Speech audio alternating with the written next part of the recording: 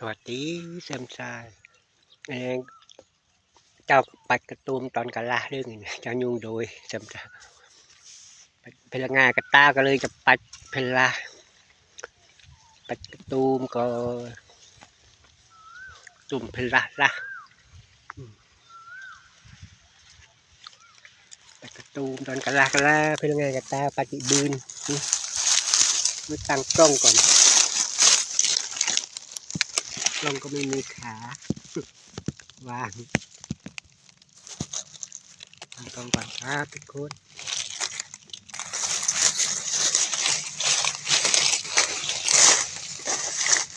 ปัดกระตูมยุ่งเด้อแซมชาย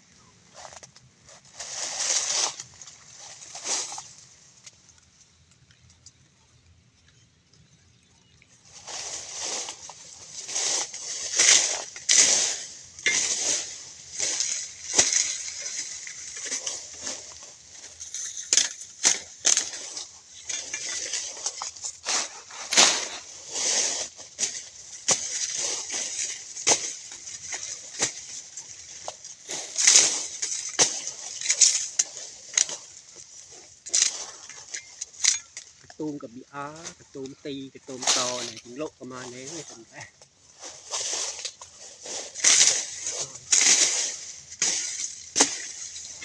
บ้าประมาณนี้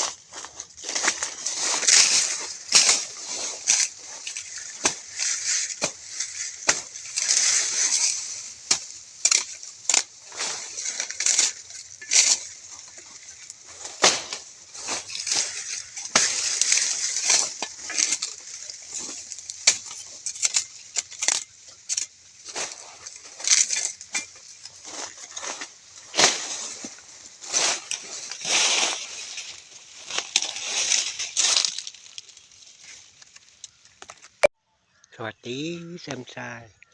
เอ่อเจ้าปัดกระตูมตอนกะลาเรื่องนี้เจ้ายุ่งโดยแซมชายพลังงานกระตาก็เลยจะปัดเพลาปัดกระตูมก็ตุ่มเพลาละปัดกระตูมตอนกะลาพลังงานกระตาปัดอีบืนมาตั้งกล้องก่อนกล้องก็ไม่มีขาวางตั้งกล้องก่อนครับทุกคน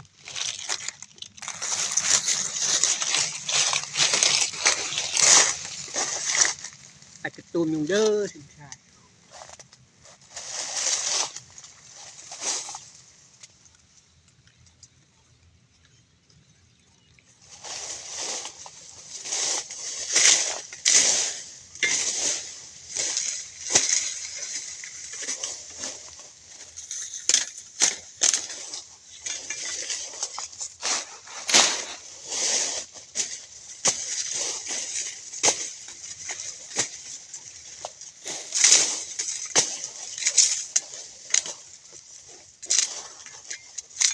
กระตูมกับบีอาร์กระตูมตีกระตูมตอเนี่ยถึงโลกประมาณนี้ไม่สนใจ